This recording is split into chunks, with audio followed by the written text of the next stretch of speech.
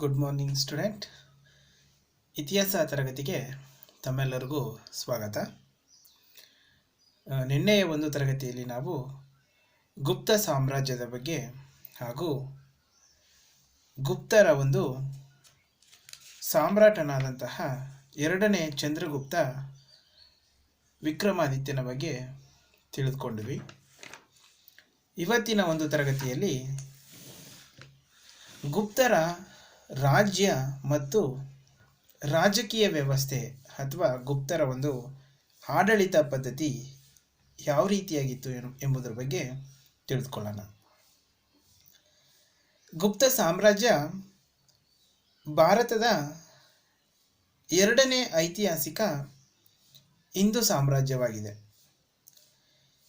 ಪೂರ್ವದಲ್ಲಿ ಬಂಗಾಳ ಕೊಲ್ಲಿಯಿಂದ ಪಶ್ಚಿಮದಲ್ಲಿ ಅರಬ್ಬಿ ಸಮುದ್ರದವರೆಗೆ, ಉತ್ತರದಲ್ಲಿ ಹಿಮಾಲಯದಿಂದ ದಕ್ಷಿಣದಲ್ಲಿ ವಿಂಧ್ಯ ಪರ್ವತಗಳವರೆಗೆ ವ್ಯಾಪಿಸಿದೆ. ಇಂತಹ ವಿಶಾಲ ಸಾಮ್ರಾಜ್ಯಕ್ಕೆ ಪಾಟಲಿಪುತ್ರ ರಾಜಧಾನಿಯಾಗಿತ್ತು. ಗುಪ್ತ ದೊರೆಗಳು ದಕ್ಷ ಆಡಳಿತಗಾರರಾಗಿದ್ದರು. ಅಲ್ಪ ಸ್ವಲ್ಪ ಬದಲಾವಣೆಯೊಂದಿಗೆ ಮೌರ್ಯರ ಆಡಳಿತ ವ್ಯವಸ್ಥೆಯನ್ನೇ ಮುಂದುವರಿಸಿದರು. ಆದರೂ ಗುಪ್ತರ ರಾಜಕೀಯ ವ್ಯವಸ್ಥೆಯು ಕೆಲವು ರೀತಿಗಳಲ್ಲಿ ಸಾಮಂತಶಾಹಿ ಗುಣಲಕ್ಷಣಗಳನ್ನು ಹೊಂದಿದೆ ಅಂತಕ್ಕಂಥದ್ದು. ಇವರ ಒಂದು ಆಡಳಿತ ವ್ಯವಸ್ಥೆಯನ್ನು ನಾವು ನೋಡೋದಾದರೆ, ರಾಜ ಆಡಳಿತದ ಕೇಂದ್ರ ಬಿಂದುವಾಗಿದ್ದ. ಕೌಟಿಲ್ಯನ ಅರ್ಥಶಾಸ್ತ್ರ ಮತ್ತು ವೈದಿಕ ಧರ್ಮಶಾಸ್ತ್ರಗಳ ಆಧಾರದ ಮೇಲೆ ಆಡಳಿತವನ್ನು ನಡೆಸುತ್ತಿದ್ದ. ರಾಜ ಆಡಳಿತದ ಮೇಲ್ವಿಚಾರಕನಾಗಿ, ನ್ಯಾಯ ತೀರ್ಮಾನಕನಾಗಿ ಮತ್ತು ಸೇನೆಯ ಮೇಲ್ವಿಚಾರಕನಾಗಿ ಕಾರ್ಯವನ್ನು ನಿರ್ವಹಿಸ್ತಾ ಇದ್ದ. ಈತನಿಗೆ ಪರಮ ಭಟ್ಟಾರಕ, ಪರಮ ದೈವತ, ಪರಮೇಶ್ವರ, ಮಹಾರಾಜಾಧಿರಾಜ, ರಾಜಾಧಿರಾಜಶ್ರೀ, ರಾಜರಾಜಾಧಿರಾಜ ಎಂಬ ಬಿರುದುಗಳನ್ನು ಸಹ ನೀಡಲಾಗಿತ್ತು. ಅಂದರೆ ಗುಪ್ತ ಅರಸರು ಈ ರೀತಿಯ ಬಿರುದುಗಳನ್ನು ಹೊಂದಿದರು ಎಂಬುದಾಗಿ. ಇನ್ನು ಗುಪ್ತರ ಕಾಲದ ರಾಜಕೀಯ ವ್ಯವಸ್ಥೆಯ ಪ್ರಮುಖ ಲಕ್ಷಣವೆಂದರೆ ದೈವಿಕ ಸಿದ್ಧಾಂತ. ಈ ಕಾಲದಲ್ಲಿ ರಾಜ ದೈವಾಂಶ ಸಂಭೂತನೆಂಬ ಕಲ್ಪನೆ ಗಾಢವಾಗಿ ಬೇರೂರಿತು. ಇನ್ನು ರಾಜತ್ವವನ್ನು ನಾವು ನೋಡೋದಾದರೆ, ಪಂಜಾಬ್ ಮತ್ತು ರಾಜಸ್ಥಾನಗಳಲ್ಲಿ ಗಣತಂತ್ರ ಪ್ರಭುತ್ವವಿದ್ದರೂ ರಾಜಪ್ರಭುತ್ವ ಸಾಮ್ರಾಜ್ಯದಾದ್ಯಂತ ವ್ಯಾಪಿಸಿತ್ತು. ರಾಜತ್ವ ಅಂತಕ್ಕಂಥದ್ದು ವಂಶ ಪಾರಂಪರ್ಯವಾಗಿತ್ತು. ಪ್ರಯಾಗದ ಶಾಸನ ಮತ್ತು ಅಪ್ರಟಿಕ ಮಾದರಿ ನಾಣ್ಯಗಳು ರಾಜ ಉತ್ತರಾಧಿಕಾರಿಯನ್ನು ನೇಮಿಸ್ತಾ ಇದ್ದ ಎಂಬುದರ ಬಗ್ಗೆ ವಿವರಣೆಗಳನ್ನು ಒಳಗೊಂಡಿದೆ. ಗುಪ್ತರ ಆಳ್ವಿಕೆಯಲ್ಲಿ ಚಕ್ರವರ್ತಿಯ ನಂತರ ಯುವರಾಜನು ಇರ್ತಾ ಇದ್ದ. ಯುವರಾಜ ಆಡಳಿತ ಮತ್ತು ದಿಗ್ವಿಜಯಗಳಲ್ಲಿ ರಾಜನಿಗೆ ನೆರವಾಗ್ತಾ ಇದ್ದ.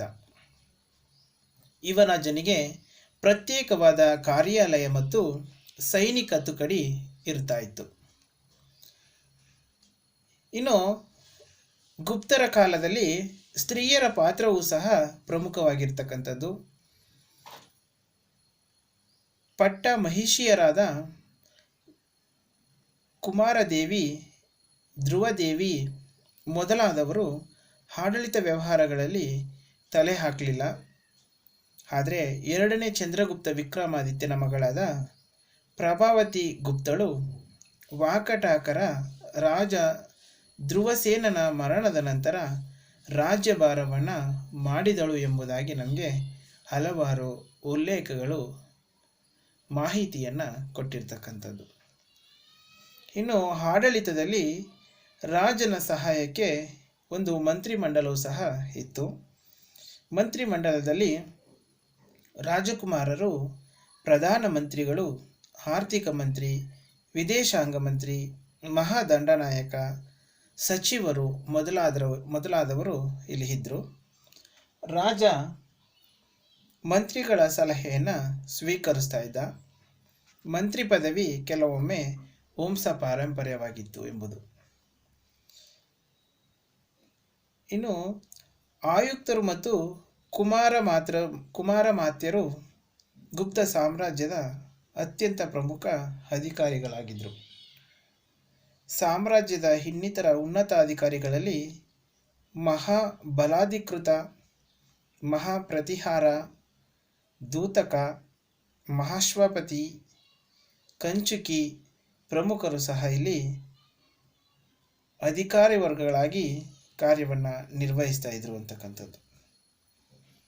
ಇನ್ನು ಇಲ್ಲಿ ರಾಜನೇ ಸೇನಾ ಮುಖ್ಯಸ್ಥನಾಗಿದ್ದ. ಬೃಹತ್ ಸೇನೆಯನ್ನು ರಾಜ ಹೊಂದಿದ್ದ.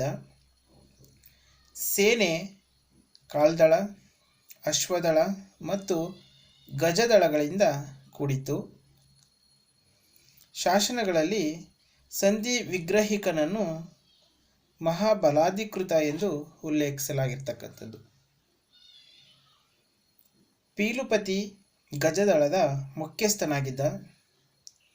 ಮಹಾಶ್ವಪತಿ ಅಶ್ವಪಡೆಯ ಮುಖ್ಯಸ್ಥನಾಗಿದ್ದ. ನರಪತಿ ಕಾಲ್ದಳದ ಮುಖ್ಯಸ್ಥನಾಗಿದ್ದ. ಗುಪ್ತ ಸಾಮ್ರಾಜ್ಯದ ಒಂದು ಸುಭದ್ರತೆ ಮತ್ತು ಪ್ರಜೆಗಳ ಕಲ್ಯಾಣ ಹಾಗೂ ಅಧಿಕಾರಿ ವರ್ಗದ ಪರಿವೀಕ್ಷಣೆಗಾಗಿ ಗೂಢಚಾರರನ್ನು ನೇಮಿಸಲಾಗಿತ್ತು. ಅಪರಾಧವೆಸಗಿದ ಅಧಿಕಾರಿಗಳನ್ನು ತಕ್ಷಣ ಬದಲಾಯಿಸಲಾಗ್ತಾ ಇತ್ತು. ರಾಜ ಗುಪ್ತವೇಷದಿಂದ ಸಾಮ್ರಾಜ್ಯಾದ್ಯಂತ ಸಂಚರಿಸಿ ಜನತೆಯ ಹಿತವನ್ನು ರಕ್ಷಿಸ್ತಾ ಇದ್ದ. ಇನ್ನು ಇಲ್ಲಿ ಭೂಕಂದಾಯವೇ ರಾಜ್ಯದ ಪ್ರಮುಖ ವರಮಾನವಾಗಿತ್ತು. ಭೂಮಿಯ ಫಲವತ್ತತೆಗೆ ಅನುಗುಣವಾಗಿ 1/6 ಭಾಗ ಅಥವಾ 1/4 ಭಾಗ ಭೂಕಂದಾಯ ವಿಧಿಸ್ತಾ ಇದ್ರು. ಶಾಸನಗಳ ಪ್ರಕಾರ 18 ತೆರಿಗೆಗಳನ್ನು ಇಲ್ಲಿ ವಿಧಿಸ್ತಾ ಇದ್ರು. ಇವುಗಳಲ್ಲಿ ಪ್ರಮುಖವಾದ ತೆರಿಗೆಗಳನ್ನು ನಾವು ನೋಡೋದಾದರೆ ಭಾಗ, ಭೋಗ, ಕಾರ, ಬಾಲಿ, ಉದಿಯಂಗ, ಉಪಕಾರಿಕರ, ಈರಣ್ಯ, ವತಭೂತ, ಅಲೀವಕರ, ಶುಲ್ಕ ಇತ್ಯಾದಿ ತೆರಿಗೆಗಳನ್ನು ಇಲ್ಲಿ ವಿಧಿಸಿರ್ತಕ್ಕಂಥದ್ದನ್ನು ನಾವು ನೋಡ್ಬೋದು. ಹಾಗೆ ಗುಪ್ತರ ಕಾಲದಲ್ಲಿ ನ್ಯಾಯಶಾಸ್ತ್ರ ಗ್ರಂಥಗಳು ರಚನೆಯಾಗಿ ಕ್ರಿಮಿನಲ್ ಮತ್ತು ಸಿವಿಲ್ ಅಪರಾಧ ನ್ಯಾಯಗಳು ಸ್ಪಷ್ಟವಾಗಿ ಬೇರ್ಪಡಿಸಲ್ಪಟ್ಟವು. ರಾಜನದೇ ಅಂತಿಮ ತೀರ್ಮಾನವಾಗಿತ್ತು. ರಾಜ ಬ್ರಾಹ್ಮಣರ ಒಂದು ಸಹಾಯದಿಂದ ವ್ಯವಹಾರ ಮತ್ತು ವ್ಯಾಜ್ಯಗಳನ್ನು ತೀರ್ಮಾನಿಸ್ತಾ ಇದ್ದ. ಕಾಳಿದಾಸ ರಾಜನ ನ್ಯಾಯಾಲಯವನ್ನು ಧರ್ಮಸ್ಥಾನ ಎಂದು ಕರೆದಿರ್ತಕ್ಕಂಥದ್ದು. ಪಾಹಿಯಾನನ ಪ್ರಕಾರ ಶಿಕ್ಷೆಗಳು ಕಠೋರವಾಗಿರಲಿಲ್ಲ ಎಂಬುದು ನಮಗೆ ತಿಳಿದು ಬಂದಿದೆ. ಇನ್ನು ಇಲ್ಲಿನ ಪ್ರಾಂತ್ಯ ಆಡಳಿತವನ್ನು ನಾವು ನೋಡೋದಾದರೆ ಆಡಳಿತದ ಅನುಕೂಲಕ್ಕಾಗಿ ಗುಪ್ತ ಸಾಮ್ರಾಜ್ಯವನ್ನು ಅನೇಕ ಪ್ರಾಂತ್ಯಗಳನ್ನಾಗಿ ವಿಂಗಡಿಸಲಾಗಿತ್ತು. ಇವುಗಳನ್ನು ಭುಕ್ತಿ ಅಥವಾ ದೇಶ ಎಂದು ಕರೀತಾ ಇದ್ರು. ಇವುಗಳನ್ನು ಉಪರೀಕರು ನೋಡ್ಕೊಳ್ತಾ ಇದ್ರು. ಪ್ರಾಂತ್ಯಗಳನ್ನು ವಿಷಯಗಳನ್ನು ಮಂಡಲಗಳನ್ನು ಭೋಗ ಕೊಂಹಾಸ್ ಎಂಬ ಆಡಳಿತ ಘಟಕಗಳನ್ನಾಗಿ ವಿಂಗಡಿಸಲಾಗಿತ್ತು. ವಿಷಯಪತಿ ಜಿಲ್ಲೆ ಅಥವಾ ವಿಷಯಗಳ ಆಡಳಿತವನ್ನು ನೋಡ್ಕೊಳ್ತಾ ಇದ್ದ. ಇವುಗಳ ಆಡಳಿತ ಕೇಂದ್ರವನ್ನು ಅಧಿಷ್ಠಾನ ಎಂದು ಕರೆಯಲಾಗ್ತಾ ಇತ್ತು. ಮುಖ್ಯ ನಗರಗಳಲ್ಲಿ ನಗರಸಭೆ ಇದ್ದು ಇದರ ಅಧ್ಯಕ್ಷನಿಗೆ ಪುರಪಾಲ ಅಥವಾ ನಗರ ಶ್ರೇಷ್ಠಿ ಎಂದು ಕರೆಯಲಾಗಿದೆ. ಪ್ರತಿ ಜಿಲ್ಲೆಯಲ್ಲೂ ಗ್ರಾಮಗಳ ಸಮುದಾಯ ಇರ್ತಾ ಇತ್ತು. ಗ್ರಾಮಾಧಿಕಾರಿ ಗ್ರಾಮದ ಆಗುಹೋಗುಗಳನ್ನು ನೋಡ್ಕೊಳ್ತಾ ಇದ್ದ. ಗ್ರಾಮ ಸಭೆಗಳಿಗೆ ಸ್ಥಳೀಯ ಸ್ವಾತಂತ್ರ್ಯವನ್ನು ಕೊಡಲಾಗಿತ್ತು. ಒಟ್ಟಿನಲ್ಲಿ ಗುಪ್ತರು ಪಾಟಲಿಪುತ್ರವನ್ನು ರಾಜಧಾನಿಯನ್ನಾಗಿ ಮಾಡಿಕೊಂಡು ಅತಿ ವೈಭವದಿಂದ ರಾಜ್ಯಭಾರವನ್ನು ಮಾಡಿದರು ಎಂಬುದು ನಮಗೆ RS ಶರ್ಮಾರವರು ಗುಪ್ತರ ಆಡಳಿತ ವ್ಯವಸ್ಥೆ ಊಳಿಗಮಾನ್ಯ ವ್ಯವಸ್ಥೆಯನ್ನು ಹೊಂದಿತ್ತು ಎಂದು ಮಾಹಿತಿಯನ್ನು ಕೊಟ್ಟಿರ್ತಕ್ಕಂಥದ್ದು. ಇನ್ನು ಇವರ ಕಾಲದ ಸಾಮಾಜಿಕ ಮತ್ತು ಆರ್ಥಿಕ ಪರಿಸ್ಥಿತಿಯನ್ನು ನಾವು ನೋಡೋದಾದರೆ, ಶಾಸನಗಳು, ಧರ್ಮಶಾಸನಗಳು, ವರಹಮಿಹಿರನ ಬೃಹತ್ ಸಂಹಿತೆ, ವಾತ್ಸಾಯನನ ಕಾಮಸೂತ್ರ, ಮನುಸ್ಮೃತಿ, ನಾರದ ಸ್ಮೃತಿ, ಪುರಾಣಗಳು ಮತ್ತು ಪಾಹಿಯಾನನ ಬರವಣಿಗೆಗಳು ಗುಪ್ತರ ಕಾಲದ ಸಾಮಾಜಿಕ ಜೀವನದ ಬಗ್ಗೆ ಮಾಹಿತಿಯನ್ನು ನೀಡ್ತವೆ. ಇವರ ಕಾಲದ ಸಾಮಾಜಿಕ ವ್ಯವಸ್ಥೆಯಲ್ಲಿ ಅನೇಕ ಬದಲಾವಣೆಗಳಾಗಿರ್ತಕ್ಕಂಥದ್ದನ್ನು ನಾವು ನೋಡ್ಬೋದು. ಗುಪ್ತರ ಕಾಲದ ಸಾಮಾಜಿಕ ವ್ಯವಸ್ಥೆಯಲ್ಲಿ ಉದಾರತೆ ಮುಂದುವರೆದಿತ್ತು.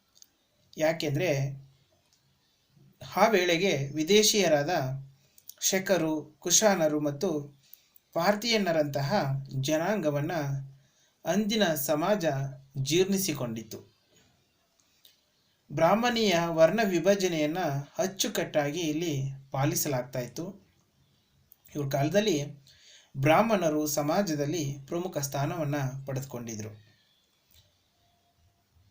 ಇವರ ಸಮಾಜದಲ್ಲಿ ಗುಪ್ತ ದೊರೆಗಳು ಬ್ರಾಹ್ಮಣರಿಗೆ ಉದಾರ ದಾನದತ್ತಿಗಳನ್ನು ನೀಡಿ ಅವರ ಆರ್ಥಿಕ ಉನ್ನತಿಗೆ ಕಾರಣರಾಗಿದ್ದರು. ವರಹಮಿಹಿರನ ಪ್ರಕಾರ ಬ್ರಾಹ್ಮಣ ವರ್ಗ ಸಮಾಜದ ಅತ್ಯಂತ ಉನ್ನತ ವರ್ಗವಾಗಿತ್ತು. ಬ್ರಾಹ್ಮಣರು ಕೃಷಿಕರಾಗಿ ಮತ್ತು ಸೈನಿಕರಾಗಿ ಸೇವೆ ಸಲ್ಲಿಸುತ್ತಿದ್ದಕ್ಕೆ ಅನೇಕ ನಿದರ್ಶನಗಳಿವೆ ಎಂಬುದನ್ನು ವರಹಮಿಹಿರ ಹೇಳಿರ್ತಕ್ಕಂಥದ್ದು. ಮೂಲತಃ ವೈಶ್ಯರಾಗಿದ್ದ ಗುಪ್ತರನ್ನು ಬ್ರಾಹ್ಮಣರು ಕ್ಷತ್ರಿಯರೆಂದು ಪರಿಗಣಿಸಿರ್ತಕ್ಕಂಥದ್ದು. ಗುಪ್ತ ಅರಸರ ಸ್ಥಾನಮಾನಗಳು ಉನ್ನತವಾಗಿದ್ವು. ಬ್ರಾಹ್ಮಣರಿಗಿದ್ದ ಸರಿಸಮಾನ ಸ್ಥಾನಮಾನಗಳನ್ನು ಕ್ಷತ್ರಿಯರಿಗೂ ಇಲ್ಲಿ ಕೊಡಲಾಗಿತ್ತು. ಮುಖ್ಯವಾಗಿ ವಿಜೇತರಾಗಿ ಬಂದ ವಿದೇಶಿಯರು ಸಮಾಜದಲ್ಲಿ ಕ್ಷತ್ರಿಯ ಸ್ಥಾನಮಾನವನ್ನು ಗಳಿಸಿದರು.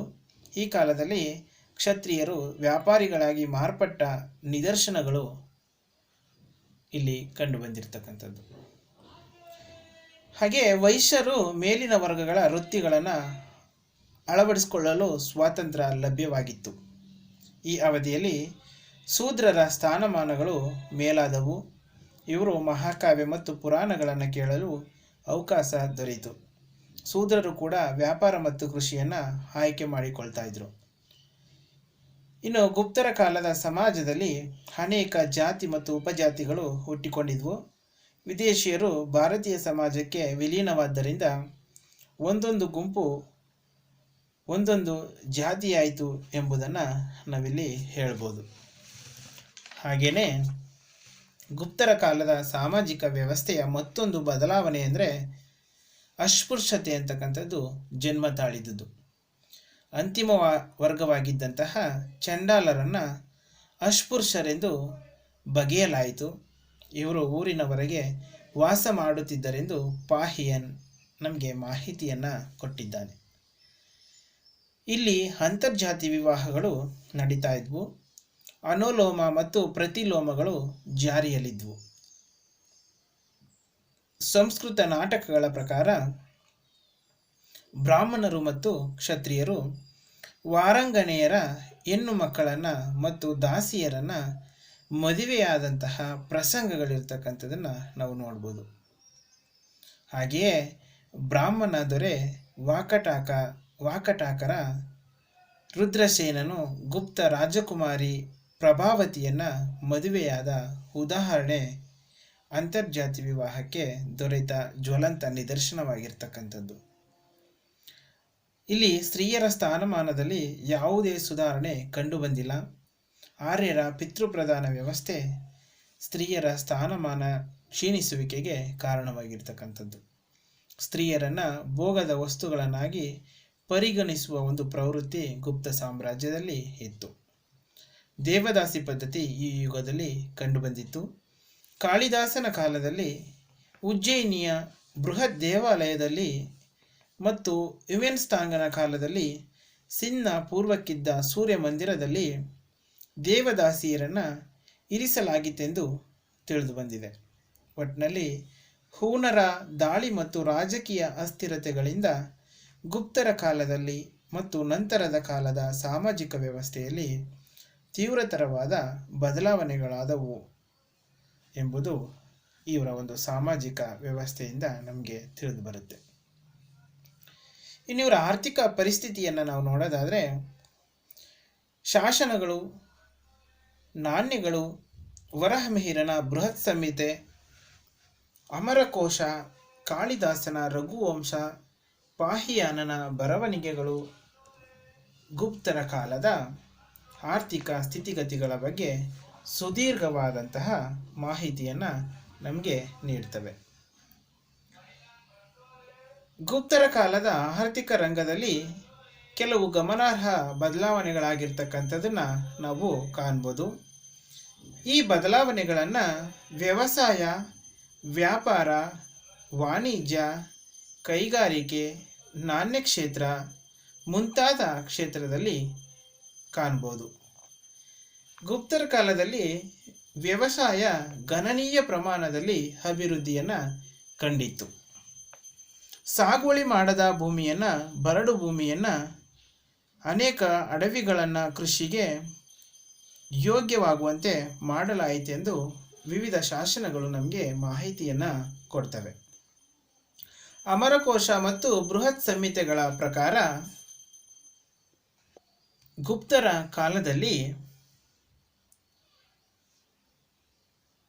ಬಾರ್ಲಿ, ಗೋಧಿ, ಭತ್ತ, ಬೇಳೆಕಾಳು, ತರಕಾರಿ, ಹತ್ತಿ, ಕಬ್ಬು, ಎಣ್ಣೆ ಬೀಜಗಳು ಮತ್ತು ಸಾಂಬಾರು ಪದಾರ್ಥಗಳನ್ನು ಪ್ರಮುಖ ಬೆಳೆಗಳಾಗಿ ಬೆಳೀತಾ ಇದ್ರು. ಇನ್ನು ಗುಪ್ತರ ಕಾಲದ ಒಂದು ಮಹತ್ತರ ಬೆಳವಣಿಗೆ ಅಂದರೆ, ಸ್ಥಳೀಯ ರೈತರ ಹಿತವನ್ನು ಬದಿಗೊತ್ತಿ ತಲೆ ಎತ್ತಿದಂತಹ ಪುರೋಹಿತ ಭೂಸ್ವಾಮಿಗಳ ವರ್ಗ ಬ್ರಾಹ್ಮಣರಿಗೆ ನೀಡಿದ ದಾನದತ್ತಿ ಭೂಮಿಗಳಿಂದ ವ್ಯವಸಾಯ ಹೊಸ ಹೊಸ ಪ್ರದೇಶಗಳಿಗೆ ಹರಡಿತು ಎಂಬುದು. ಭೂ ವ್ಯವಸ್ಥೆ ಬದಲಾವಣೆಯಾಗತೊಡಗಿತು. ಇದರಿಂದ ಕೃಷಿ ಜೀವನ ವಿಸ್ತಾರಗೊಂಡು ಇಂದು ಗುಂಪಿನೊಳಗೆ ಅನೇಕ ಗುಂಪಿನ ಜನರು ಸೇರಿಕೊಳ್ಳುವಂತಾಯಿತು. ಆದರೆ ಆದಿವಾಸಿ ಕೃಷಿಕರು ಕೆಳಸ್ಥಾನಗಳಿಗೆ ದೂಡಲ್ಪಟ್ಟರು. ಮಧ್ಯ ಮತ್ತು ಪಶ್ಚಿಮ ಭಾರತಗಳಲ್ಲಿ ಕೃಷಿಕರು ಬಿಟ್ಟಿ ದುಡಿಮೆಗೂ ಗುರಿಯಾದರು. ಒಟ್ಟಿನಲ್ಲಿ ಕೃಷಿಕರು ಒತ್ತಾಯದ ಸೇವೆ ಅಥವಾ ಬಲವಂತದ ದುಡಿಮೆಗೆ ಬಲಿಯಾದರು.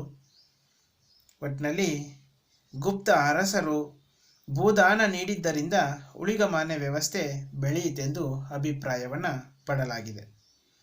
ಗುಪ್ತರ ಆರ್ಥಿಕ ಕ್ಷೇತ್ರದಲ್ಲಿ ಭೂಮಾಪನ ಪದ್ಧತಿ ರೂಢಿಯಲ್ಲಿತ್ತು.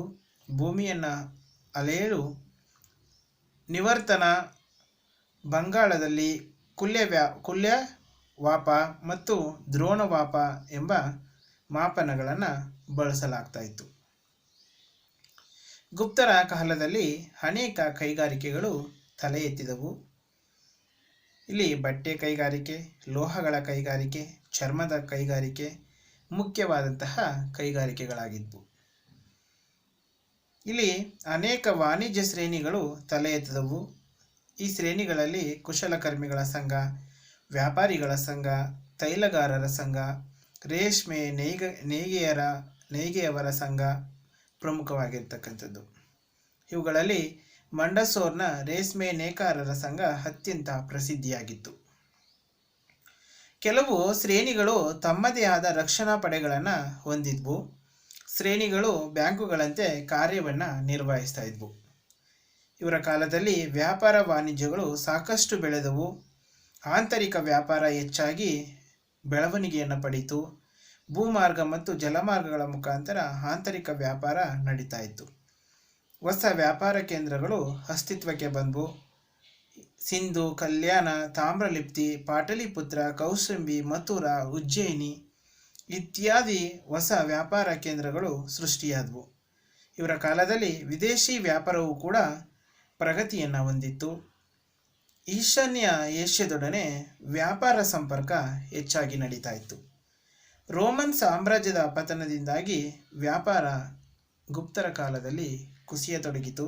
ಆದರೆ ಭಾರತ ಮತ್ತು ಬೈಜಾಂಟೈನ್ ಸಾಮ್ರಾಜ್ಯದ ನಡುವೆ ವ್ಯಾಪಾರ ಸಂಪರ್ಕ ಬೇರ್ಪಟ್ಟಿತ್ತು. ಪರ್ಷಿಯಾ, ಅರೇಬಿಯಾ, ಸಿರಿಯಾ ಮುಂತಾದ ಮಧ್ಯ ಏಷ್ಯಾದ ರಾಜ್ಯಗಳೊಂದಿಗೆ ವ್ಯಾಪಾರ ಮುಂದುವರಿಯಿತು. ಸಾಂಬಾರು ಪದಾರ್ಥ, ಏಲಕ್ಕಿ, ಲವಂಗ, ಶ್ರೀಗಂಧ, ಉಕ್ಕು ಮತ್ತು ವಜ್ರ ಇತ್ಯಾದಿಗಳನ್ನು ರಫ್ತು ಮಾಡಲಾಗ್ತಾ ಇತ್ತು. ಹಾಗೆ ಬಂಗಾರ, ಬೆಳ್ಳಿ, ತವರ, ರೇಷ್ಮೆ, ಕುದುರೆ ಇತ್ಯಾದಿಗಳನ್ನು ಆಮದು ಮಾಡಿಕೊಳ್ಳಲಾಗ್ತಾ ಇತ್ತು.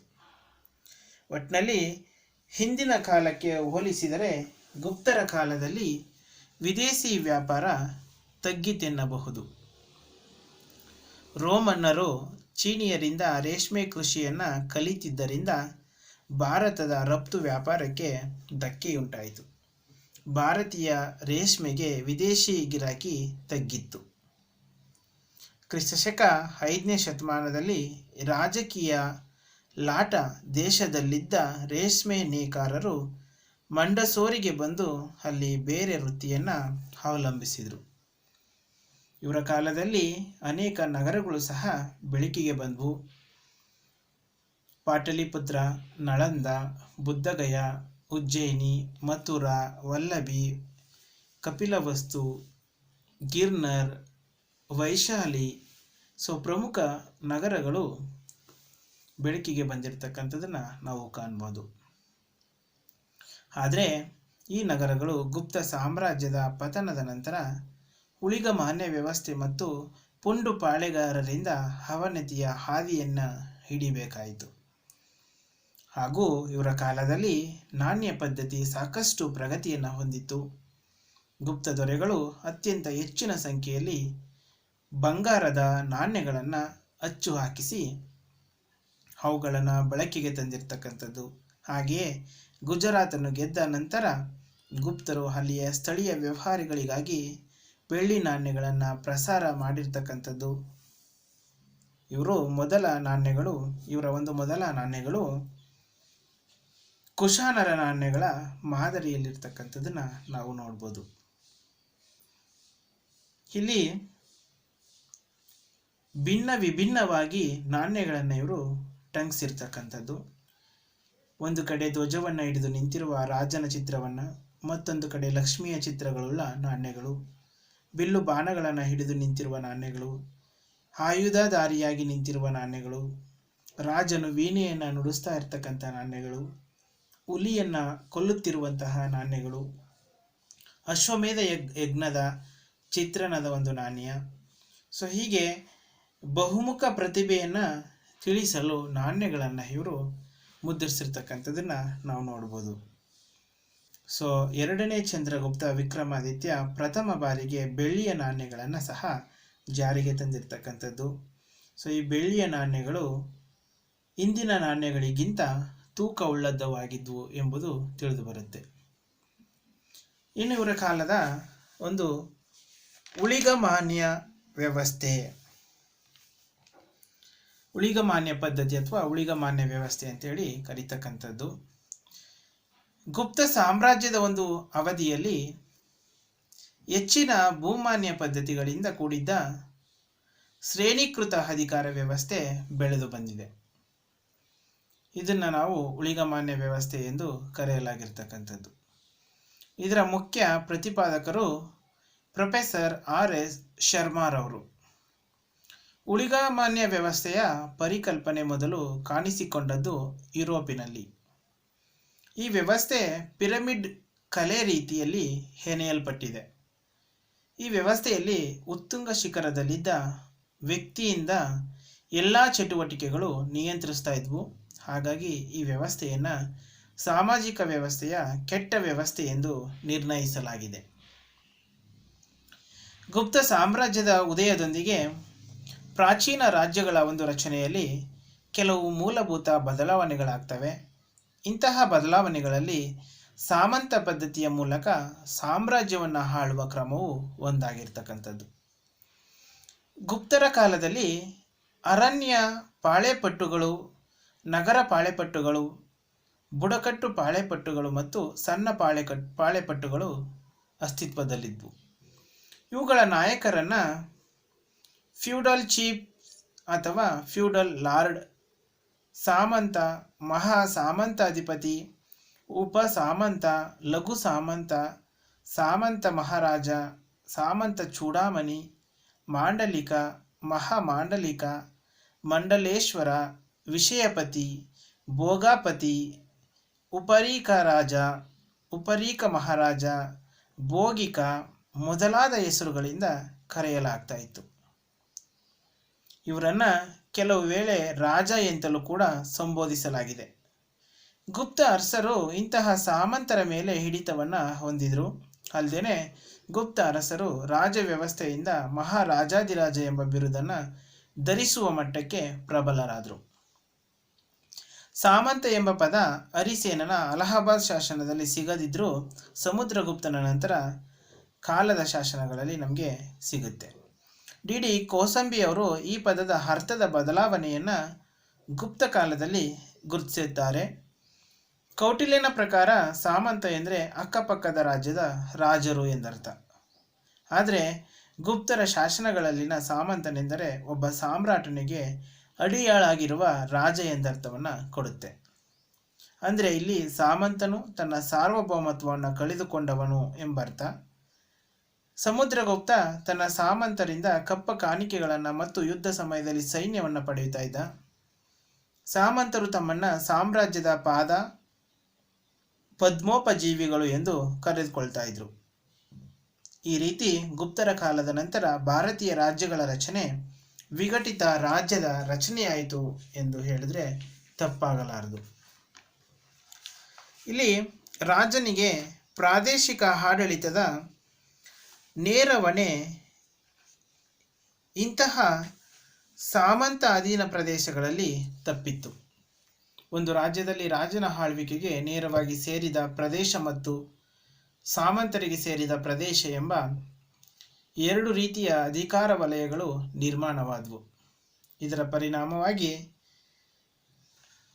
ಸಾಮ್ರಾಟರ ಕೇಂದ್ರೀಕೃತ ಆಡಳಿತ, ಸೈನ್ಯ ಇತ್ಯಾದಿಗಳ ಪ್ರಮಾಣ ಚಿಕ್ಕದಾಯಿತು. ಈ ರೀತಿಯ ಆಡಳಿತ ವ್ಯವಸ್ಥೆಯ ಪ್ರಾರಂಭವನ್ನು ಭಾರತದಲ್ಲಿ ಫ್ಯೂಡಲ್ ವ್ಯವಸ್ಥೆಯ ಪ್ರಾರಂಭವನ್ನಾಗಿ ಕೆಲವು ಎಡಪಂಥಿ ವಿದ್ವಾಂಸರು ಗ್ರಹಿಸಿರ್ತಕ್ಕಂಥದ್ದನ್ನು ನಾವು ನೋಡ್ಬೋದು. ಗುಪ್ತರ ನಂತರದ ಕಾಲದ ಕೃಷಿ ವ್ಯವಸ್ಥೆಯನ್ನು ಊಳಿಗಮಾನ್ಯ ವ್ಯವಸ್ಥೆ ಎಂದು ಕರೆದವರಲ್ಲಿ RS ಶರ್ಮಾ ಮತ್ತು ಡಿ ಕೋಸಂಬಿಯವರು ಮೊದಲಿಗರಾಗಿದ್ದಾರೆ. ಊಳಿಗಮಾನ್ಯ ವ್ಯವಸ್ಥೆ ತನ್ನ ಅಸ್ತಿತ್ವವನ್ನು ಕಂಡುಕೊಳ್ಬೇಕು ಅಂದರೆ ಪ್ರಮುಖ ಕಾರಣ ಏನಪ್ಪ ಅಂದರೆ, ಮೌರ್ಯರಿಗಿಂತ ಮೊದಲು ಹಾಗೂ ಮೌರ್ಯರ ನಂತರದಲ್ಲಿ ಅರಸರುಗಳು ಭೂಮಿ ಹಾಗೂ ಗ್ರಾಮಗಳನ್ನು ದತ್ತಿ ರೂಪದಲ್ಲಿ ಬಿಟ್ಟರು. ಇದು ಅಂತಿಮವಾಗಿ ಊಳಿಗಮಾನ್ಯ ರೂಪವನ್ನು ಪಡೆದುಕೊಳ್ತು ಅಂತಕ್ಕಂಥದ್ದು. ಬ್ರಾಹ್ಮಣರು ಧಾರ್ಮಿಕ ಕ್ರಿಯಾವಿಧಿಗಳಲ್ಲಿ ನಿರತರಾಗ್ತಾ ಇದ್ರು. ಇವರ ಕೆಲಸಕ್ಕೆ ಪ್ರತಿಫಲವನ್ನು ಹಣದ ರೂಪದಲ್ಲಿ ಕೊಡದೆ ಭೂಮಿ ಹಾಗೂ ಗ್ರಾಮಗಳನ್ನು ದತ್ತಿ ಬಿಡಲಾಗ್ತಾ ಇತ್ತು. ಇದರಿಂದ ಊಳಿಗಮಾನ್ಯ ವ್ಯವಸ್ಥೆ ಅಂತಕ್ಕಂಥದ್ದು ಹುಟ್ಕೊಳ್ತು. ಕೇಂದ್ರಾಡಳಿತದ ದುರ್ಬಲತೆ ಮತ್ತು ಪ್ರಾಂತ್ಯ ಆಡಳಿತದ ಒಂದು ಪ್ರಬಲತೆಯಿಂದ ಊಳಿಗಮಾನ್ಯ ಪದ್ಧತಿ ರೂಢಿಗೆ ಬಂತು.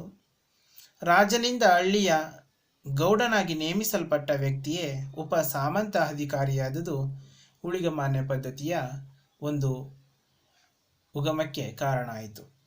ಇವೆಲ್ಲ ಗುಪ್ತರ ಕಾಲದಲ್ಲಿ ಊಳಿಗಮಾನ್ಯ ಪದ್ಧತಿಯ ಹೇಳಿಕೆಗೆ ಕಾರಣ ಆಯಿತು ಅಂತೇಳಿ ನಾವು ಕರೀಬೋದು.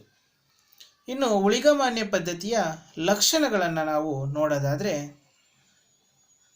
ರಾಜರು ಸಾಗುವಳಿ ಮಾಡಿದ ಮತ್ತು ಹೊಸ ಭೂಮಿಯನ್ನು ದಾನ ಮಾಡ್ತಾ ಇದ್ರು. ರಾಜ್ಯದ ಅಧಿಕಾರಿಗಳಿಗೆ ಹಣದ ರೂಪದ ವೇತನ ನೀಡುವ ಪದ್ಧತಿ ನಿಂತು ಹೋಯಿತು. ಭೂಮಿಯ ಒಡೆತನದ ಮೂಲಕ ಇದನ್ನು ಸಲ್ಲಿಸುವ ಪದ್ಧತಿ ಬೆಳೀತು. ಶ್ರೇಣೀಕೃತ ಭೂ ಮಧ್ಯವರ್ತಿಗಳ ಒಂದು ಉಗಮದಿಂದ ಊಳಿಗಮಾನ್ಯ ಪದ್ಧತಿ ಜಾರಿಗೆ ಬಂತು. ಅಧಿಕಾರಿಗಳಲ್ಲಿ ಕೆಲವು ಕುಟುಂಬಗಳು ಏಕಸ್ವಾಮ್ಯ ಮೆರೆದವು. ಇವರಿಗೆ ಭೂಮಾಪನ, ಕಂದಾಯ, ಆಕಾರ ಅಧಿಕಾರಿಗಳೊಂದಿಗೆ ಶಿಕ್ಷಿಸುವ, ದಂಡ ವಿಧಿಸುವ ಅಧಿಕಾರಗಳು ಕೊಡಲ್ಪಟ್ಟವು.